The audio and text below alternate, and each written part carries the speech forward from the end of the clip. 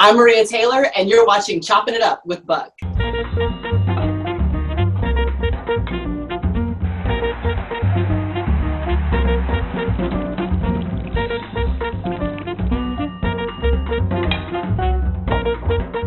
All right, I got a special guest, Maria Taylor on Chopping It Up with Buck. Maria and I go way back to when she was at the SEC network. I was at ESPNU. We always just, every time we talk, Maria, it was something about you and our conversations. They would always be cool. And I kept telling you, I said, you're on a rocket ship. Just let me hold on just a little bit. But the one thing I always loved, it was a humbleness, but also you knew where you were going and you were destined to get there, and you weren't.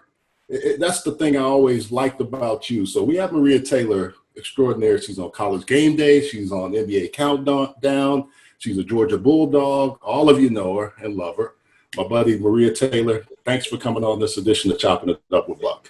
Sure, it's great to be here, Buck. And honestly, like, those conversations with you, they gave me life. Like, there's so many people along the way and friendly faces that you remember that are encouraging and like building you up. And I would definitely say that you were one of those individuals, because Charlotte was my first full-time job in sports broadcasting, SEC network. That was it, So you were seeing me in the very beginning of it all in 2014.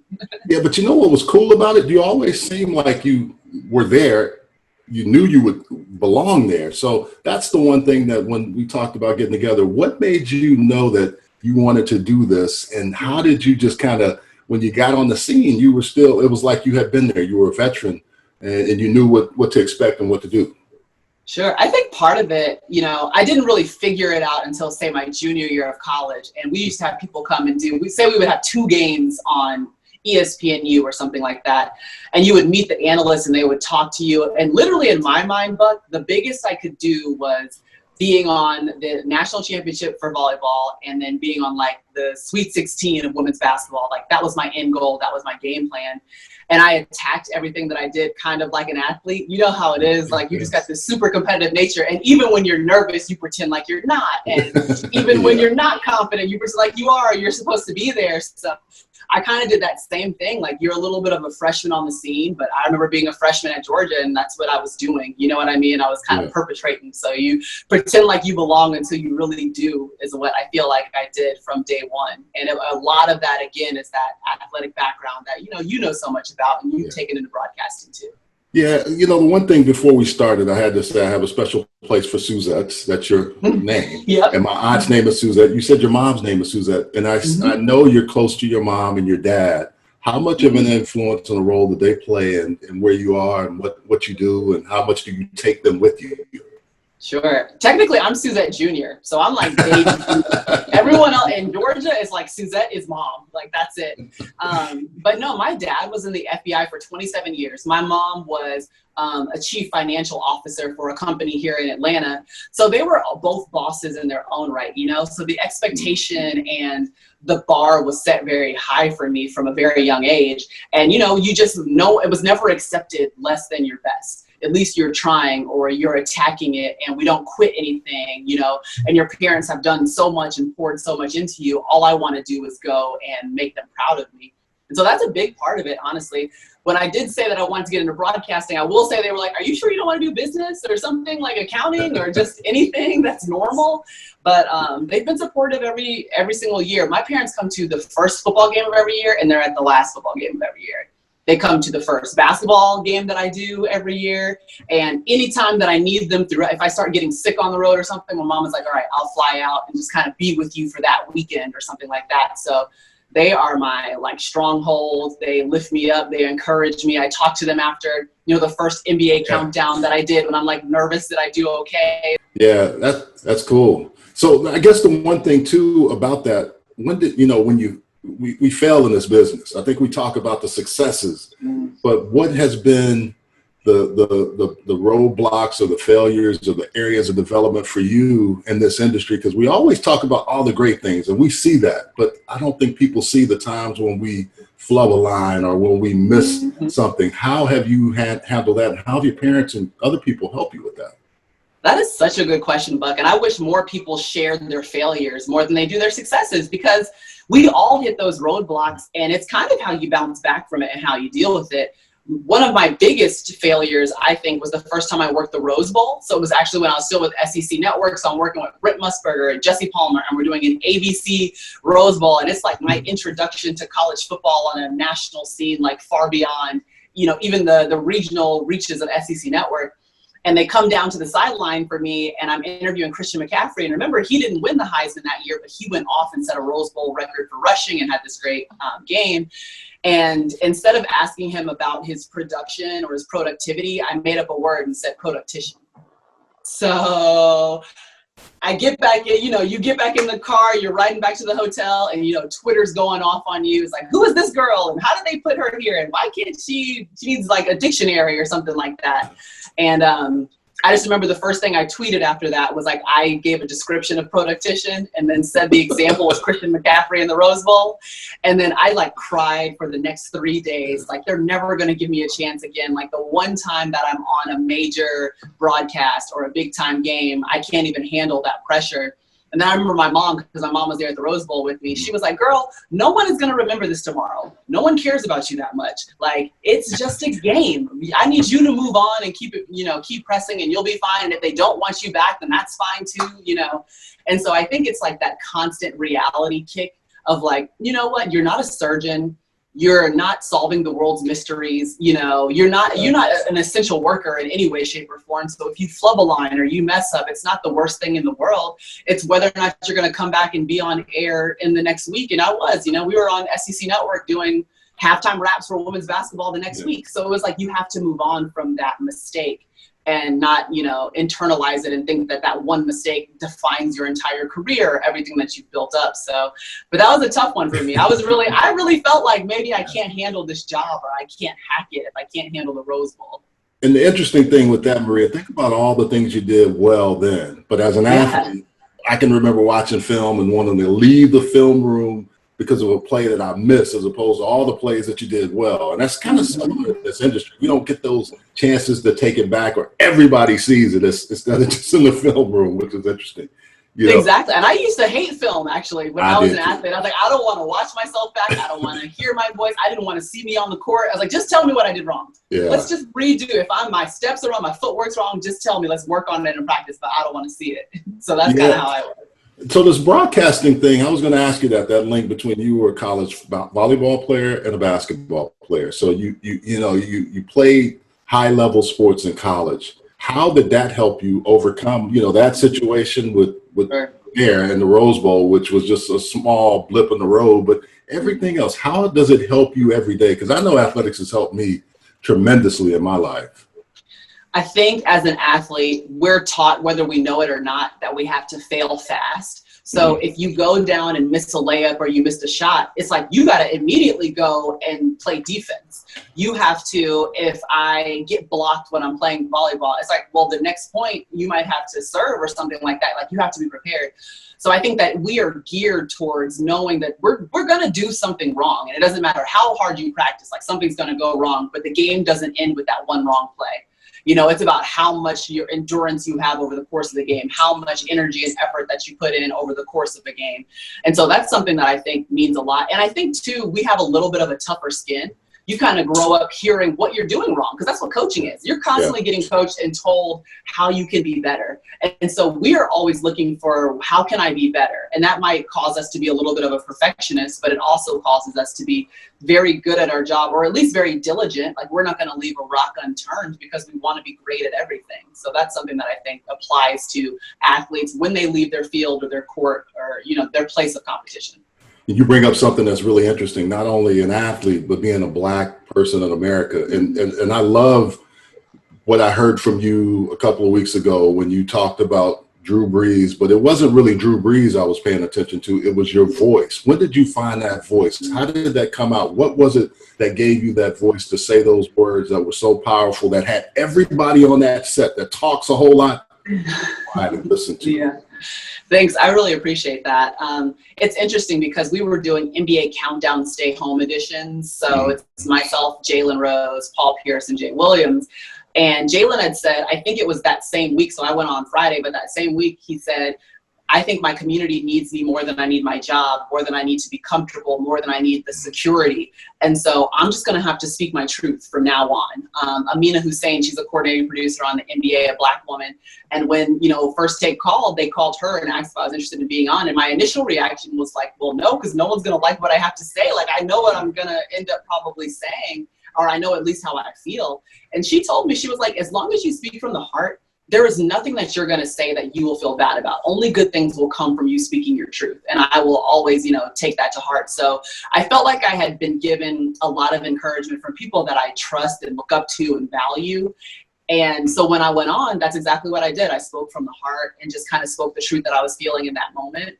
And it's so interesting because when I went off, I called my mom, same thing I did with everything else. And I was like, I don't even know what I said. Like, what did I say? And she was like, I don't know, girl, but it sounded good. So I didn't plan it. It wasn't something that, it just kind of came to me in the moment. I knew how I felt about it. And I knew that now is not a time to be silent. Now is a time to stand up for those who don't necessarily have a voice. And I've been given a platform for a reason in this moment during this time period. And I've got to do right by it. It's almost like we worked so hard, me and you were in Charlotte at SEC Network in 2014 so that I can be in this moment in 2020. And how am I going to use that, or how am I going to be affecting others and change? That's how I keep questioning myself right now.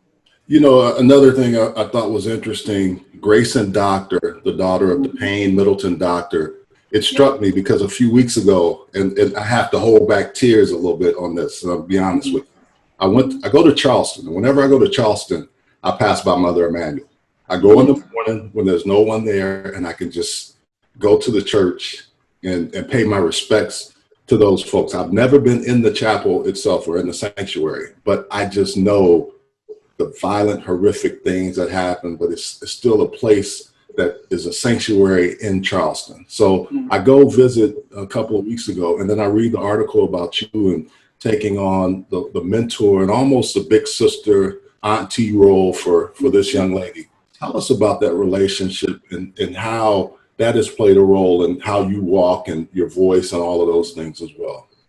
It's so interesting you bring that up, because I was literally I was in New York to do the NBA schedule release show, and Grayson texted me while I was there and said, hey, can you come and help me out moving in Syracuse? So, got a rental car and drove up and helped her move out of her apartment in Syracuse because she's graduated, she's got her master's degree now. Yeah.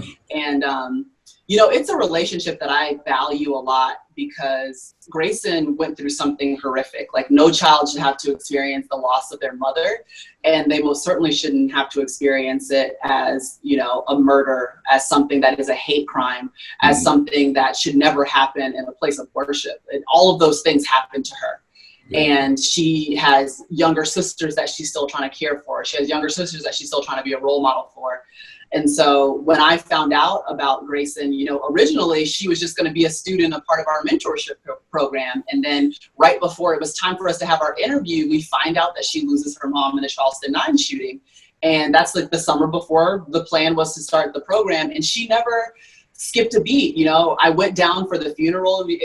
You couldn't even get into Mother Emanuel. We went to the repast, went to the burial service, and was just there, just letting her know that I was there. But since then, that relationship has grown so much into, like you said, like an auntie role almost. We're joking and we're having fun, and I'm needling her because she called me. I'm like, girl, who called someone to move 2 days before they move? But it was great to be there because I was also there to move her in. So it was interesting to be a year later and see what she accumulated, and she pulled her goals off the wall. She had written some goals up for her, and like everything that she wanted to accomplish that year, she had gone through and accomplished. And whether that was just being true to herself or making new friends, she wanted to start a podcast, and she did that. She was on, the NPR local station and doing updates. And I'm just so proud of her. Like, it's something that I think I needed. Like, I didn't know how much I needed her or how much we needed each other. And that's one of those just like God things that put us in the same place at the same, had me in Charlotte, had her going to Johnson C. Smith, which is right down the street, had us being able to be in contact with each other, had her wanting to go to Syracuse of all places when I spent part of my life in New York. And we were able to, she came with me to a Syracuse basketball game. That's how we got to meet her teachers when she had her application in. She was able to come shadow me at a Syracuse football game because we were there the next season. It's just like everything kept aligning, and it's been great to have her. And I'm just so proud of, our relationship, but really just of her and the person that she is. I always wonder, you said God put you in that place, but why? Why do you, I mean, when you think about it, when you are doing that and think about the folks that have mentored you, like the Robin Roberts of the world, the other young ladies and African-American women that had to break barriers, why you? I mean, why? Yeah. Why you? Sometimes I think, I don't know. I feel like I was so blessed from a young age. You know, I have this 2-parent home that we talked about. You know, they taught me to give back to others and to, you know, be caring and be empathetic. And so all of the things that were poured into me, I think were there for a reason. And so it's for me to meet the Graysons of the world and share what I've learned. And then it's for her to teach me something else that I'm going to take on to the next mentoring relationship or whatever the case may be, or the next story that we're able to share and tell together. But honestly, I don't really know. I just think, you know, God puts people in our lives for certain reasons. I think we're on this earth for certain reasons. I'm very big on purpose and whether or not you're living in it. And so to me, my purpose are these individual interactions. Like, it is the people that you can affect on a daily basis. It's the relationships you're given and blessed with and that you work through, because it definitely can't be like working the national championship. Like, that can't be my purpose. You know what I mean? It's gotta be people like Grayson, you know? Yeah. Well, good. We're going to take a short break on Chopping It Up with Buck. We'll be right back. I want to talk more about purpose because I really like that. We'll be right back.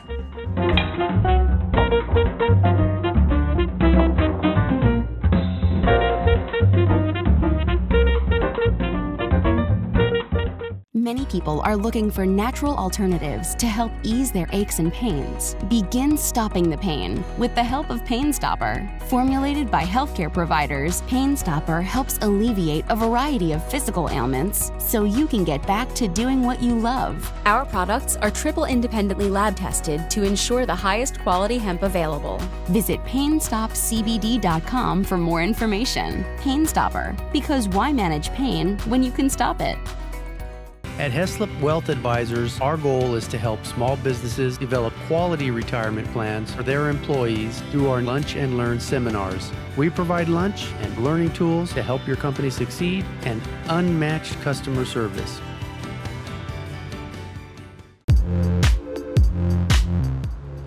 All right, we're back at Chopping It Up with Buck. Got Maria Taylor. Maria, you talked about purpose. Tell me a little bit more about that. I'm gonna tell you before you even go. I saw your interview with Robin Roberts.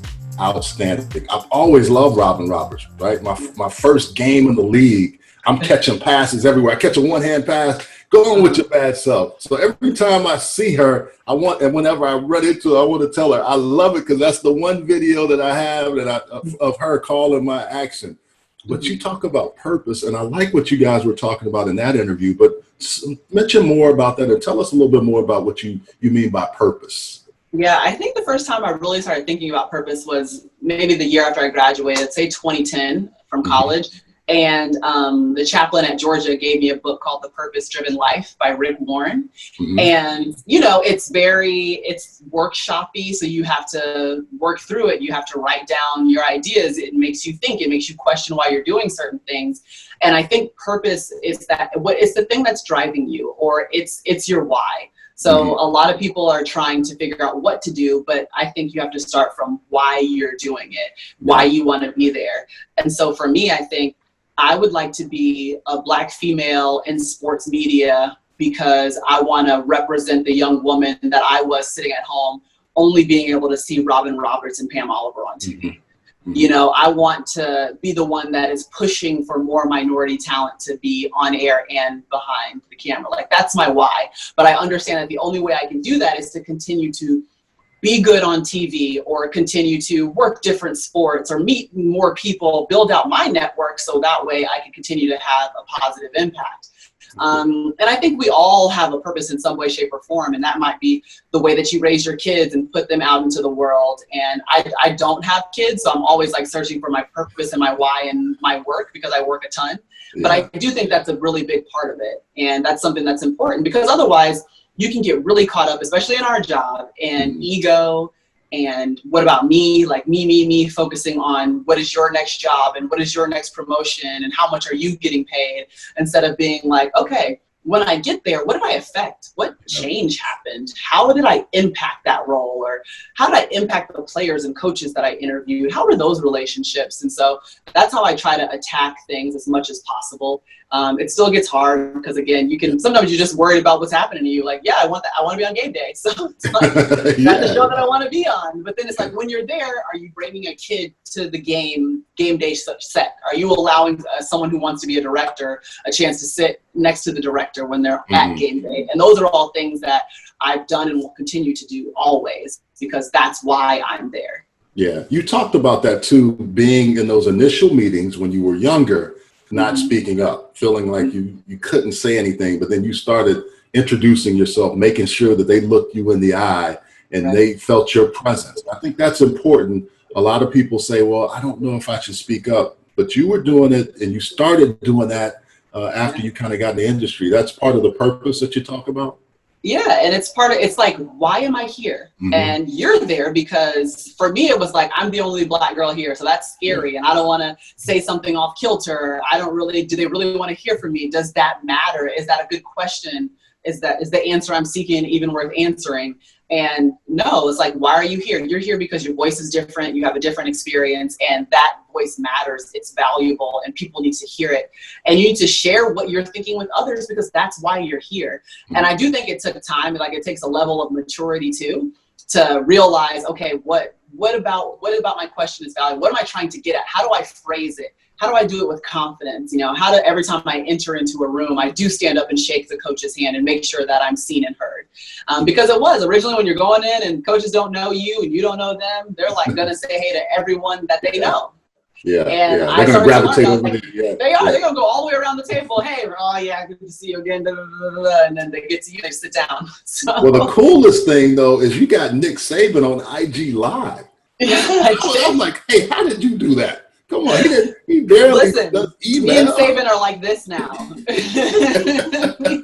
we played basketball. We did a little commercial, and he beat me in horse. Like, we can't go wrong at this point. We've been together. I've been interviewing him since 2014 too. Exactly. Really, CSS days, Comcast Sports South, when we've been having. That's right. Yeah. That's right.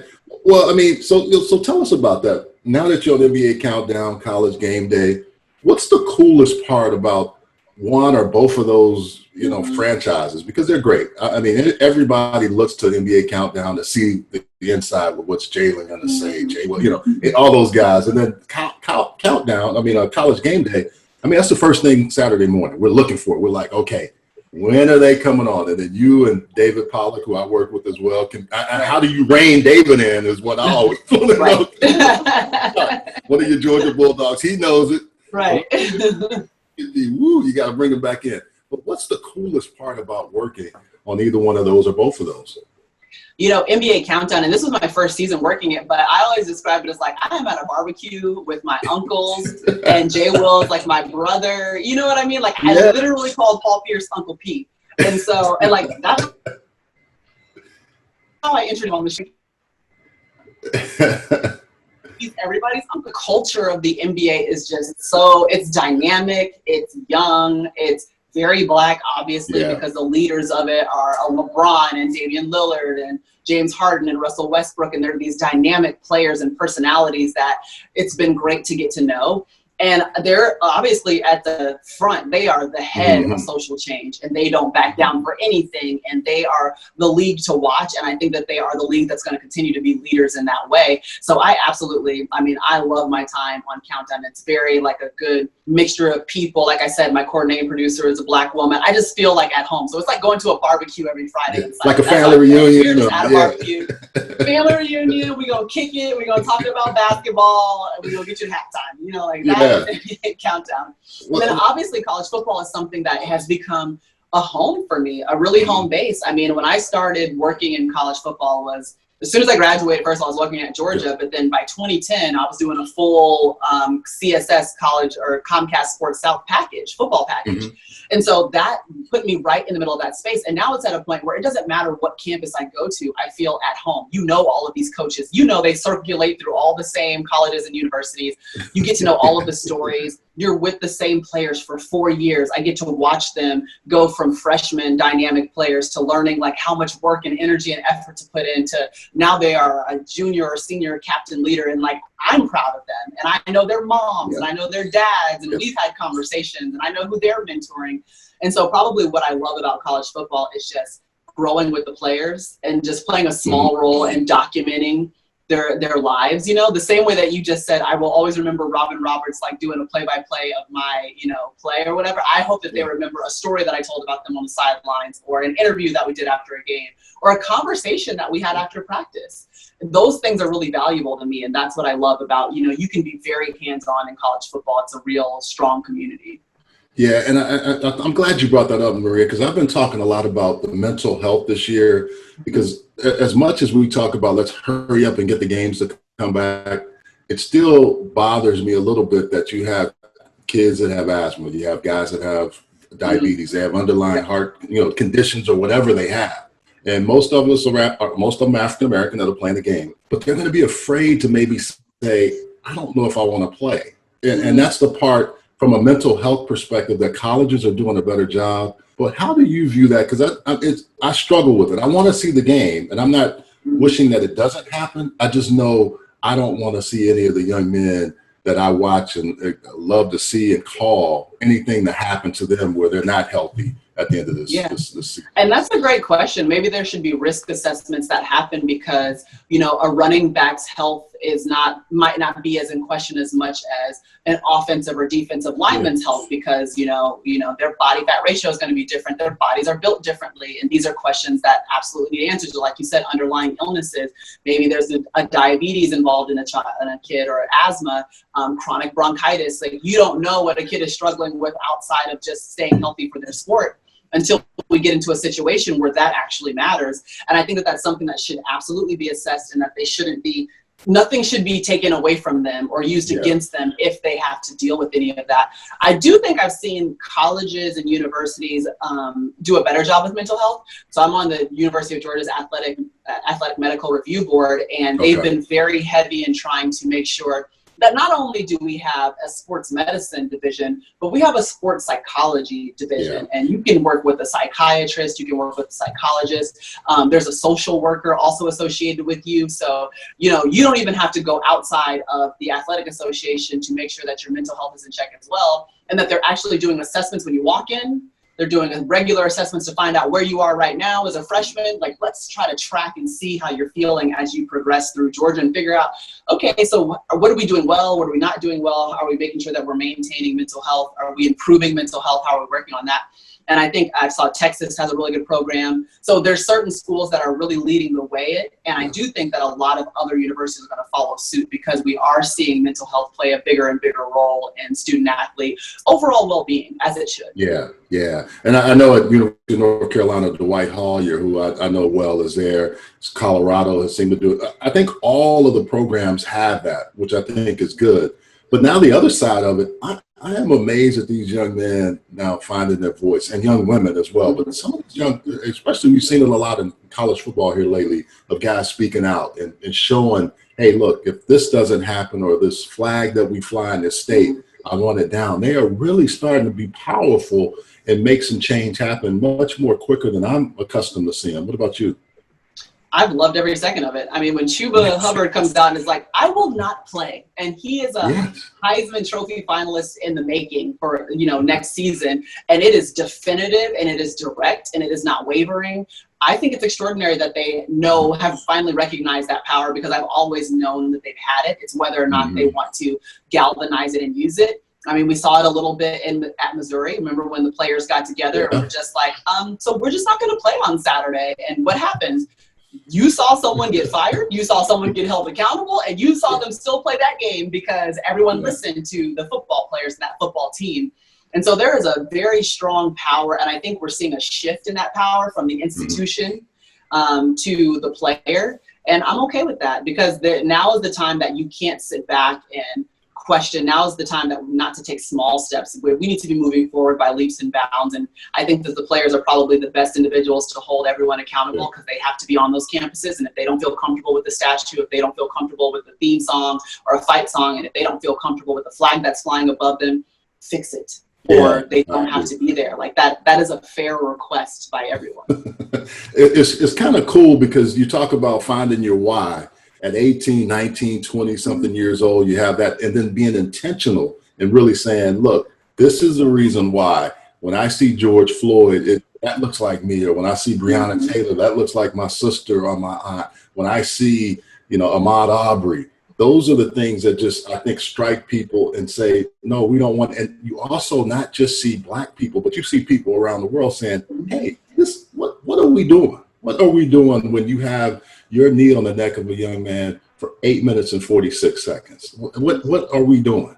Mm-hmm. And what is the culture that's been created that allows something like that to happen? Yeah. Because that individual was raised up in a culture that made him feel, that police officer that made him feel that was okay. Yeah. And that's also called America. So how do we fix that? Mm-hmm. That shouldn't happen. Yeah. Maria, one question too, and I think this is, we talk so much about how we feel as men, as Black men, but from a Black woman's perspective, how is it for you? Because we always kind of focus on all of those things, but Breonna Taylor is in there. I mean, you got a lot of names of people. And then from your perspective, what do you see for your young nephews or guys that you have mentored that are younger than you that are coming up and you're just trying to help them get home safely? What does that look like from your perspective? It looks like having a player that played at a Power 5 school and, very good. And he came to our retreat, and day one, he was a little quiet, but he became, I swear, one of our greatest leaders. And still I talk to him, every month probably about what he's interested in doing and where he's going. And by the end of the retreat, you could tell that something was wrong with him. Like, he was very sad. He didn't want to go back to campus. And he told us, I was like, what happened? Like, you were our guy. Like, you answered questions and you were leaning in. And he said, I just don't want to go back somewhere where no one cares about me. And that is a reality that some of our players are living in. They feel as though they are a product. They feel as though they're not cared for. They feel as though, their struggle has not in any way been identified by the leaders that are around them. And so I think for the first time, they have an opportunity to say, well, no, that's not right. And I would like to hold you accountable. And I would like to help you understand where I'm coming from, or understand what it's like for me to just go to the store in these small towns, these small Southern or, Midwestern towns that are not used to a big Black man walking in. You know what I mean? Like, that is not comfortable for me. And let's have a conversation about it. But I've seen those conversations firsthand. I've seen a basketball player who is trying to transfer and, being held back by one team and wants to go here and can't go there, and grew up in a situation where, his schooling in his county was the lowest, bottom 5 in America. And he's just trying to make a way. And he'll stand up at the end of the retreat and say, the best thing that's happened is I've been surrounded by well-to-do Black men. I haven't had that opportunity. And this is after he's played college, basketball. Yeah. He's been around people, but he hasn't been put in front of strong Black male figures. And that's a problem because, now that goes back to representation in coaching and athletic associations, where he can identify and see someone and look up to someone that looks like him. And so there's so many things that are like striking and missing. And then, I come in direct contact with that all the time. I think as a Black woman, sometimes I think that our struggle is invisible. We tend to lean towards, if we see Black men as the ones that are lost. And then, like you said, Breonna Taylor, I feel like we kind of gloss over her sometimes. We miss that. That wasn't the cause of the outrage, her sleeping in bed and being murdered. That wasn't the cause of it. It was video of George Floyd. And unfortunately, it takes video in general. So it's just interesting to see all of those things happen. I think as a Black person in America, we've just gotten very used to it. Like, at this point, I'm like, and it'll probably happen. You put your armor on and you go out and you take it. And you fight and you try not to, shoot your own bullets. Like, you're trying to just be happy and allow people the benefit of the doubt until they prove they're racist, And that's what we have to do. And that is something that is forced upon us and that we constantly deal with. And I think for the first time, our white peers and friends and coworkers and hopefully allies are learning what it's like to just step out with your Black armor on, trying to, live in a world and in America that was not built for you. Cool. Well, we're going to take a short break. Thanks, Bria. I really appreciate that. We're going to take a short break. We'll be right back with Chopping It Up with Buck. Many people are looking for natural alternatives to help ease their aches and pains. Begin stopping the pain with the help of Pain Stopper. Formulated by healthcare providers, Pain Stopper helps alleviate a variety of physical ailments so you can get back to doing what you love. Our products are triple independently lab tested to ensure the highest quality hemp available. Visit PainStopCBD.com for more information. Pain Stopper, because why manage pain when you can stop it? How you guys doing? It's Artavis Scott here. The reason why I like Thin Energy is because I need to be at my peak performance no matter what I do. Big sports drink for me, you know, keep it going, keeping myself up. It gets me on top of my game, extra boost that I need to keep it going in the fourth quarter. Working out, definitely a good drink for you to have. All the good nutrition that you need inside of it. Passion fruit, it's my favorite one. It's not just for professional athletes, it's for everyone. And I definitely can say it definitely works in the office or in the weight room, wherever you may be. You can go to thinenergy.com, tell them I sent you, and get you a drink. Thin Energy, the healthy alternative. Drink it, live it. See, if I got something like that, I can just go. No sugar, no crash. We're back with Chopping It Up with Buck with my great friend, Maria Taylor. She just really dropped some good knowledge on us. Now, Maria, the one thing I did want to ask you, I saw that you and Holly Rowe, your BFF, y'all were going around the country and interviewing different programs and doing all. How was that? Because Holly is hella cool. She is just really cool people. I got to know her years ago when I first started at ESPN, and you know, she was just always, every time I see her somewhere, she's got that vibe like you, just, hey, I'm doing my work, but I'm also just good people. How's that been, and how has that relationship grown between the two of you?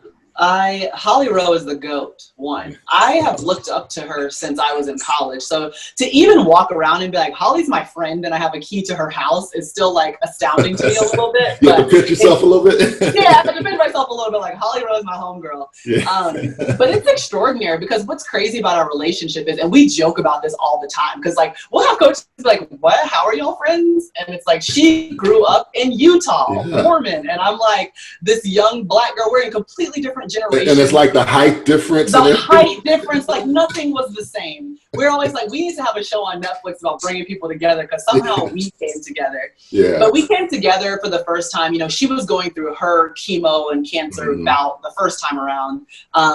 And I was dealing with some stuff just family-wise that was difficult too. And we leaned on each other a lot, honestly. We ended up at a NACTA convention together. I was presenting her award. We sat up in a hotel room like all night long, chatted, and that's where the friendship started. And to be honest, we went on a road trip by ourselves before ESPN greenlit the Taylor road trip the second time around when we were given a producer. Yeah, we just did it. We took our phones, we had iPads, we got us an editor that lived in Miami who edited everything together. And we were like, yeah, there should be an investment in two women that love college football and let us just talk about it. And so we did it, and then there was something that they enjoyed about that, and I think that we kind of really struck a chord, and the fans loved it. It was a different look, a different insight. Players are going to talk to Holly and I different than they're going to talk to you, Buck, or you know, Herbie or Fowler or whoever else might show up. Coaches are going to speak to us differently. You know, we're getting their kids on the show.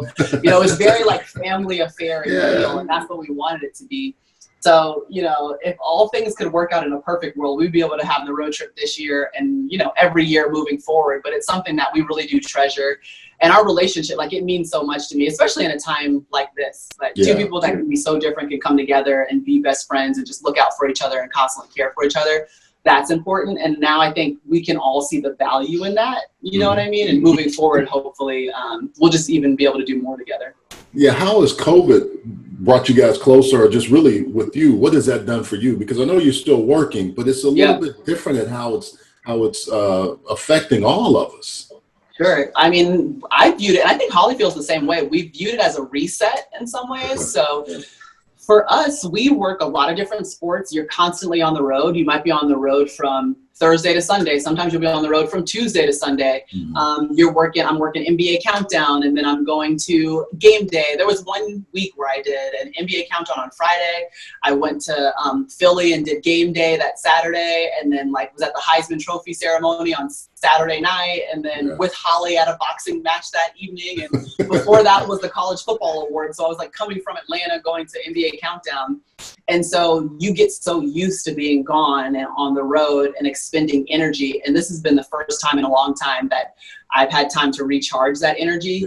And, there's questions. I have to question myself of why did it take a global pandemic for you to take time for yourself or take time to reset and just check in with yourself. But it is something that I'm trying to value, or just trying to understand why this moment is happening, trying to make the most of it and get the most out of it. But it has been certainly interesting. Our jobs have completely changed.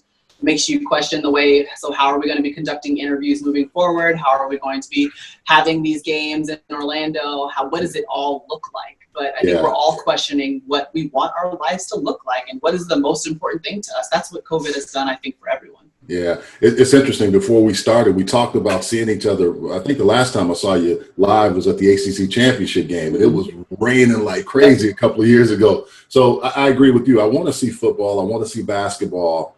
But now it's how are they going to execute it? And that, I think it's also different for everybody, the players, the announcers, the staffs.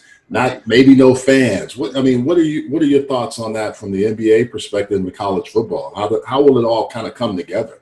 I think we're going to learn a lot from the NBA and how they move forward with the bubble. I think that they're going to have probably the most sterile situation because they can really produce that. You can do that with basketball by bringing everyone into one spot and making sure that you limit travel parties and stuff like that. I think it's going to be very difficult, honestly, with football. It's going to be a little bit harder, but you're going to see maybe half capacity stadiums where we're so used to 100,000 strong and counting in the big house and going to the shoe at Ohio State and seeing this raucous crowd. And it's not going to look the same. And, we have to be okay with that. And then, making sure that everyone is okay and that these players, we got to find a way to make sure that there aren't as many. We've seen a lot of positive tests. And so the effect that has on the players, the effect that it has on older coaches. I mean, that's even a question in the NBA. Do you allow an older coach to come into the bubble when they could be a little more susceptible to COVID? And how do you handle things like that? So there's still so many questions to be answered. And to be honest, obviously it's the first time we're all dealing with it. So we'll be learning together on the fly. Yeah, I keep telling people it's going to be, we see how the Korean baseball organization, how they've worked. You watch UFC. Basketball is going to really play a big role in helping kind of lay it out, along with Major League Baseball, if they can ever figure it out. On the same page. I know, if they could ever get the players and everybody else together. Hey, excuse me, Maria, it's been great having you on. But what we always do at the very end to kind of get you out of here is a 2-minute drill. Something simple. We got to let you score. So we always start maybe on the other 80, and have a long drive. So on the 20-yard line, I have to go 80 yards. See, that's how I haven't played football so long. I'm calling it on the 80.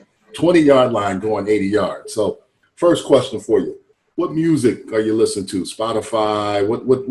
What's your groove right now? Or sure. So I'm Apple Music all day. I'm very into Her. So Skip Marley and Her have a song Slow Down. I would say that's the top of my playlist. And then anything that involves Her is in there. Wrong Places is the song that I'm loving right now. Focus is a good song. And it's just very thoughtful vibe music. So we're gonna go with Her.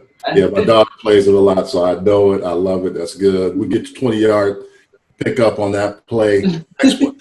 All black. Usually you say you wear all black. What is that about? What is that? Black now. Yeah, what is that?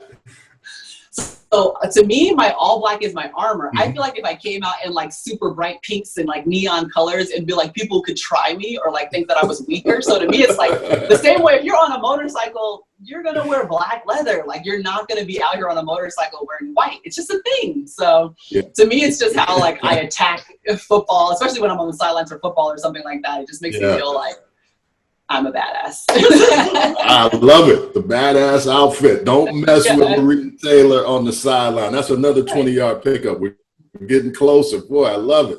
Hey, so what's the coolest event that you've had to cover ever in your life? There's a lot of them, so I know you may take some people off, but I don't care. What's the coolest thing you've had to cover ever doing this gig? Hands down, the NCAA women's basketball tournament. And the year that Mississippi State on a last-second shot got into overtime with, we called her Morgan Williams. Yeah. She shot over like a 6'2" extended arm, and Mississippi State goes on to make it to the national championship game. And then Enrique Agumbawale hits back-to-back game winners and ends up on Dancing with the Stars. And, I got to roll with my women's basketball players because that's how I feel like I made it even into the industry. But I've never had more fun over the course of, say, 4 days and watched more incredible games and just competitive nature. Like, I loved every second of all of that.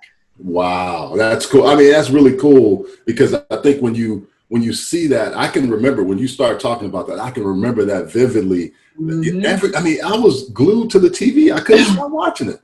We're down in the red zone, scoring zone. You're almost there. Mm-hmm. Best place to eat in Georgia?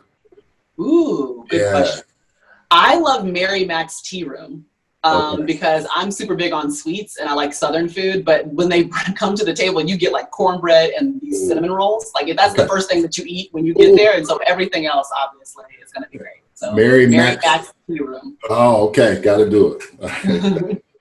That Emmy behind you, what'd you win that for? College Game Day. You already know.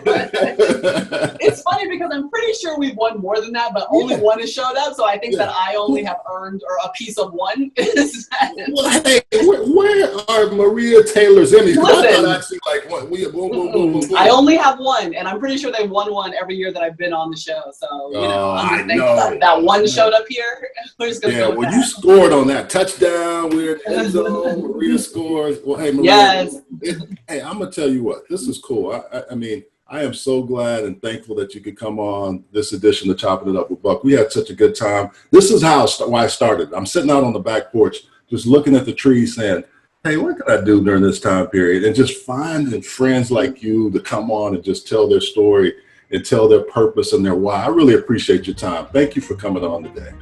Well, thanks for having me, Buck, and I love what you're doing. Keep it up. We need this right now during this time period. Conversations just like this with friends.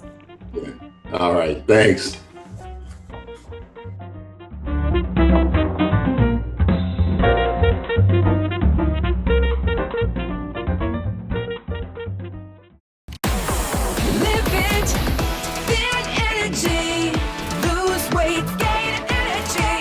Hi, I'm Mike Gardner, founder of Thin Energy, the wellness energy that delivers each and every time.